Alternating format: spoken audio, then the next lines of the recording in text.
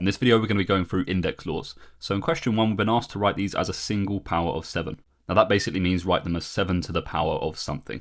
So in this first one, we've got 7 to the power of 2 times by 7 to the power of 3.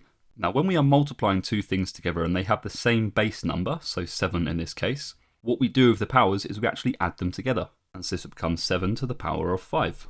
Now in the second one here, we're dividing. We're not going to add the powers, we're going to subtract them. And remember, this 7 here is basically 7 to the power of 1. So it's going to be 7 to the power of 4 take away 1, which is 3. And this last rule here, basically if you have a power raised to another power, we then times those two powers together.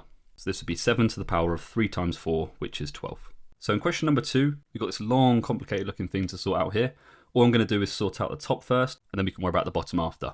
So on top, when we're timesing these two things together, basically what's going to happen is the whole numbers are going to times together, so the 3 and the 6. The x's are going to times together, so x squared and x cubed. And the y's are going to times together, so y times by y to the power of 5. So 3 times 6 is just going to be 18. X to the power of 2 times by x to the power of 3. Remember, we add those powers there. So that's going to be x to the power of 5. And then we've got y to the power of 1, technically, times by y to the power of 5. And again, we add those powers, so we're going to get y to the power of 6. And we're then dividing that by 2xy to the 4. That hasn't changed. And now we do the same thing here. The whole numbers divided by the whole numbers, the x's divided by the x's, and the y's divided by the y's. So 18 divided by 2 is going to give us 9. X to the power of 5 divided by x to the power of 1. Remember, we subtract the powers, so 5 take away 1 is going to be 4. So x to the 4. And y to the 6 divided by y to the 4, that would be y to the power of 2. And that's it. So you can break these very, very complicated looking ones down into small bite-sized chunks. Now in this next one here, we've got 5x cubed to the power of 2. So we need to be careful here because we've got a whole number that's being squared. So 5, which is being squared, as you can see. And we've also got x cubed, which is going to be squared as well.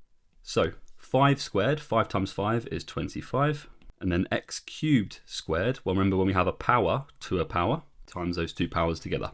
So this will be x to the power of 6. Okay, if you're asked to find the reciprocal of something, so the reciprocal of 2/3 here, literally all you do is you flip it upside down. So that's going to be 3/2.